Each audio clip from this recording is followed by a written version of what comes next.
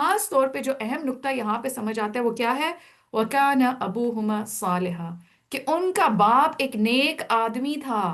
یہ وجہ بنی کہ یہاں پہ کوئی نہیں ان کو پروٹیکٹ کرنے والا، لیکن اللہ نے انتظام کیا۔ تو یہ بھی اللہ کی رحمت ہے کہ اللہ سبحانہ وتعالیٰ نے ہمارے لیے اس بات کو کھول دیا کہ اگر ہم اپنی اولاد کے لیے پریشان ہوتے ہیں اور فکر مند ہوتے ہیں، جو کہ ایک نیچرل فکر ہے والدین کی، تو اس معاملے میں ہمیں رہنمائی مل گئی کہ اگر ہم چاہتے ہیں کہ بچے نیک بن جائیں تو سب سے پہلے ہمیں خود نیک بننا ہے۔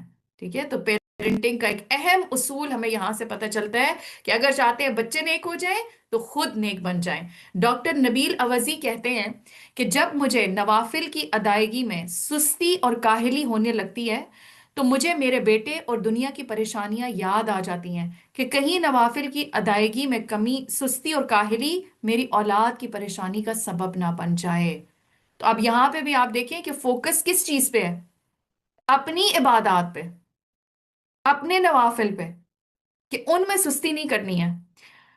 عبداللہ بن مسعود رضی اللہ عنہ جب رات میں نوافل ادا کرتے تو اپنے چھوٹے بچے کو سویا ہوا دیکھ کر کہتے، من اجلک یا بنیا، اے میرے بیٹے یہ تیرے مستقبل کے لیے ہے، اور روتے ہوئے اللہ کے اس قول وَكَانَ أَبُوهُمَا صَالِحًا کی تلاوت کیا کرتے تھے۔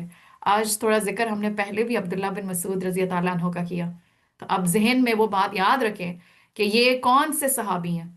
ٹھیک ہے؟ اور وہ ان کا عمل یہاں سے کیا پتہ چلتا ہے کہ انہوں نے اس آیت کو کیسے سمجھا۔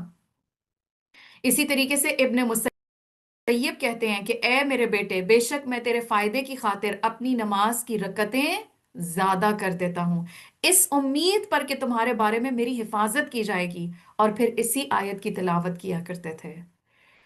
پھر اسی طریقے سے ایک اور شخص کے بارے میں آتا ہے کہ جب اس کا بیٹا اخلاقی طور پر بگڑ جاتا تو وہ شخص صدقہ کرتا تھا، لوگوں کو کھانا کھلاتا اور کہتا، خذ من اموالہم صدقۃ تطہرہم وتزکیہم بہا، کہ ان کے مالوں میں سے صدقہ لیجئے اور اس کے ساتھ آپ ان کے مال پاک، انہیں پاک کریں اور انہیں صاف کریں۔ ٹھیک ہے؟ تو اب آپ دیکھیں اولاد کا بھی تزکیہ ہی ہوتا ہے نا۔ تو جب ہم لوگوں کو صدقہ دیتے ہیں، جب لوگوں کے ساتھ آسانی کرتے ہیں، تو وہ پھر پلٹ کے پھر ہماری اولاد اور ہمارے نسلوں کی حفاظت کا ذریعہ بنتی ہے۔